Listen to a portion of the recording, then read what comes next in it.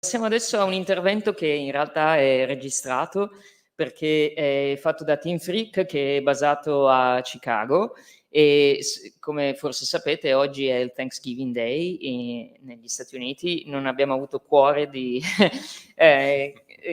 chiamarlo e fargli fare un intervento diretto, diciamo, e disturbarlo in questo giorno di festa per gli americani.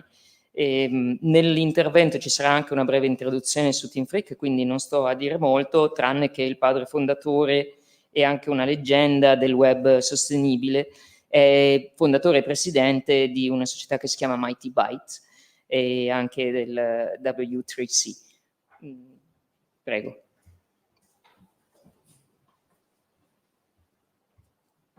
Diamo il benvenuto a Team Freak, che ha registrato per noi questo intervento qualche settimana fa, in quanto oggi è il giorno del ringraziamento negli Stati Uniti e già 2 volte li abbiamo tirato giù dal letto anzitempo, quest'anno non ce la siamo sentita. Quindi questo intervento è stato registrato appunto 3 settimane fa. Kim è stato il fondatore nel 2013 del W3C Group, di cui parleremo oggi, che ha giusto adesso finito di preparare le prime linee guida per la sostenibilità di servizi e siti web al mondo, con il contributo di decine di persone da diversi paesi. Adesso parlerò in inglese e vi ho invitato Kim appunto a parlare lentamente, in modo che sarà più facile per tutti noi capire. Team Freak, you're welcome to our Digital Ethics Forum 2023. Tim has been the founder of Mightybytes, a communication agency based in Chicago, if I remember, Tim. Yep, thank you. And since more than 20 years ago, I think, he has paid a lot of attention to the topic of sustainability of digital solutions. He's the author of one of the pillars, one of the main books for people who are interested in design for sustainability. Was first published in 2016 and is still a very valid handbook for the ones interested in this topic. He has founded, as I said, in 2013, 10 years ago exactly, the group W3C, which has started since 10 years ago preparing guidelines to make our services and particularly the web sites, but not only, to make them more sustainable. So welcome, and I would like to start with Nicola Bonotto, the founder of PND, who is hosting us today in Treviso. Start this speech. We will ask you 3 questions. Great, thank you.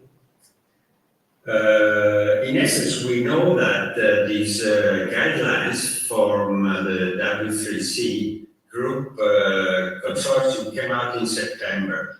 Can you share with us a bit more about the purpose of the project, how it started, indeed, who participated, and what's next?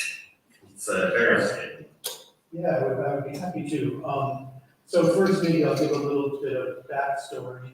The Worldwide Web Consortium, which most people know commonly as the W3C, is a standards body for the internet. And they have a number of different groups underneath their kind of umbrella organization, focused on everything from data privacy. They're most well known for their work in digital accessibility.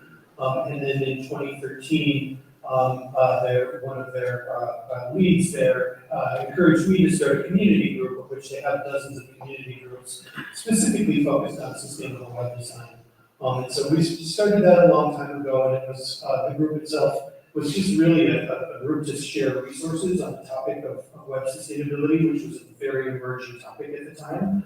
But then we were really kind of inspired by W3C's Web Accessibility Initiative, which is really set the standards for accessibility, around the internet, as well as in many countries like the US and Canada and many countries over in Europe use the Web Accessibility Initiative and the Web Content Accessibility Guidelines from the W3C to basically drive legislation and push the idea of digital accessibility forward. And so our community group wanted to take a similar approach and make the Web Sustainability Guidelines, which we have been referring to as the WSGs, as the W3C loves acronyms.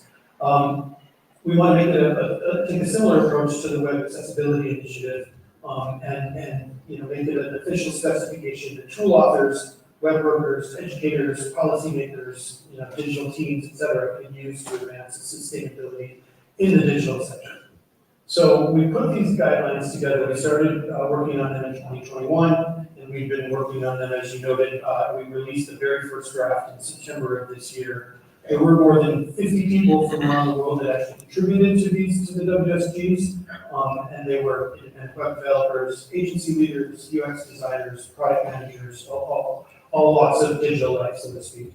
And then the community group overall now has nearly 150 members, and they come from a whole bunch of different organizations, including Google, the Green Web Foundation, the New York Times, a bunch of different universities in the US and across Europe. And then, of course, lots of independent designers and developers and stuff like that.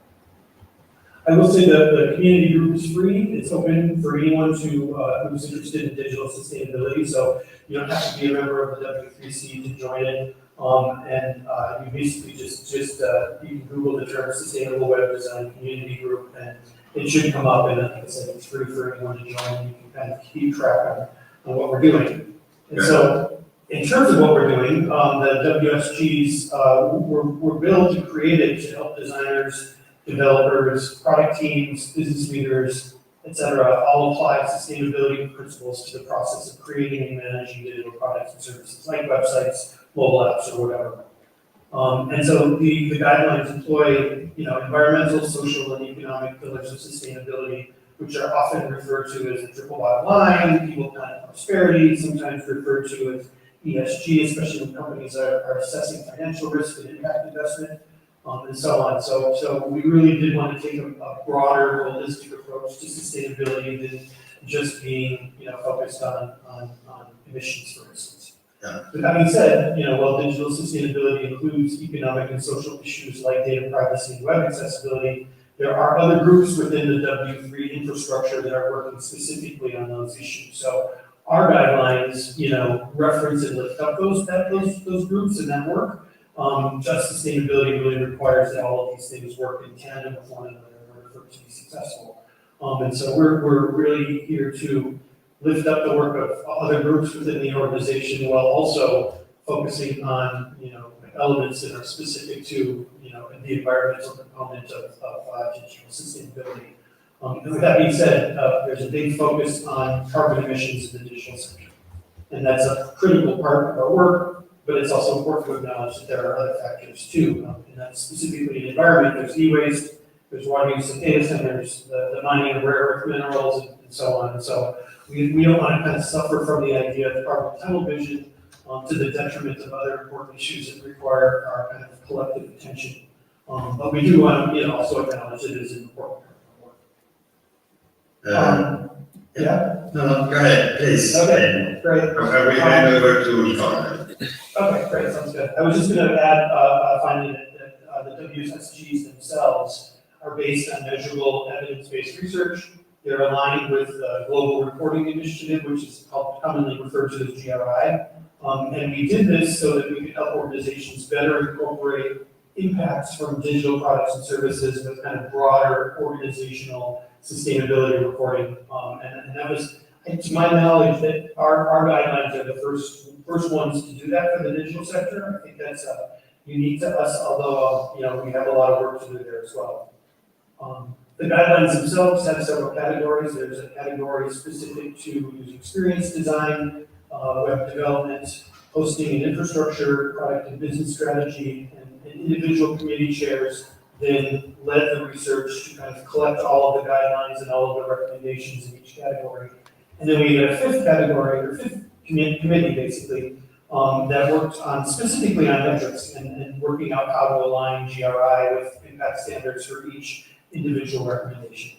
And that's you know, and so that was a lot of work, as you can imagine. There's a lot of people that are also kind of coordinate and things to coordinate around all of that. Then when you get into each individual guideline, of which there are 90 some guidelines now, and they represent 250 to 300 pages worth of documentation. Each guideline has 8 items within it. There's a description of the recommendation, like what it is and why it's important and so on. Then there's a list of success criteria for implementation, and then there's impact and effort rating, so you can get a general overview of like, well, what is the impact on sustainability if I do this? What is the effort it's going to take me to do this? It also includes a list of benefits like environmental, social, and economic, as well as other things.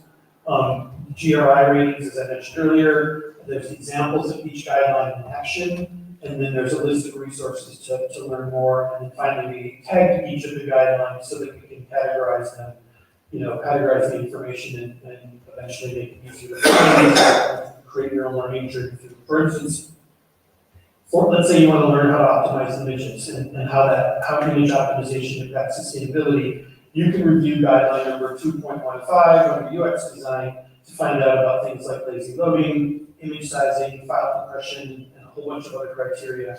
That guideline alone has 45 different citations and resources for people to learn. So we're currently in the process of adding all the guidelines to sustainablewebdesign.org, which is a public-facing website, so that they can be indexed, tagged, searched. Users can take their own learning journeys through the content and so on. You can also find them at the community group. There's links at the community group to go review them. What's currently on GitHub is one long document that basically lists all of the guidelines and all of the things that I just mentioned. Excellent, thank you very much. It seems that we're going down to earth on very, very concrete and solid suggestions, as well as it is happening on the corporate digital responsibility side in some European countries. Nicola, a question from you to Tim, please. Yeah, hi Tim.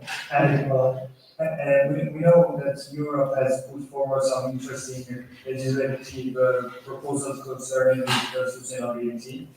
And also we know that, for example, smaller companies like yours or Moderano Digital, but also very large corporations, for example, Google, you mentioned earlier, are starting to think about integrating the guidelines into their services, for example, into eco-being or set carbon or Lighthouse for Google and so on. Concerning these, what are at this point, in your view, the prospects on a regulatory and on a corporate front? Sure, yeah, so two-part question. First, I'll talk about regulatory. We definitely need legislators to start including digital criteria as part of kind of overall policy efforts around sustainability. As I mentioned earlier, oftentimes sustainability and digital are mutually exclusive within an organization, and we need those things to be matched up. And so organizations that work on sustainability need to understand the role that digital plays, not only in advancing sustainability efforts, but then also the impact of sustainability and digital in and of itself. And this is really important, especially for climate-related legislation. Climate change is, an urgent crisis. It's here right now. And concurrently, the digital sector is growing like wildfire, and it's growing so quickly. So it's really, really important to have good legislation governing all of these things. And to that end, I'm really encouraged to see the digital sustainability topics and incentives added to laws in France and Germany. Hopefully, the rest of the world soon follow suit. I know that there's climate disclosure legislation in the EU as well as in California, which is encouraging as well. As far as corporations go, digital sustainability should be a no-brainer. It's really kind of win-win-win situation. In addition to reducing emissions, it also improves user experience, it reduces risk, it potentially lowers costs. It does all kinds of things that are good for organizations, and especially corporations. And hopefully, these guidelines that we put together can help more business leaders and product teams understand this and then in turn implement their recommendations.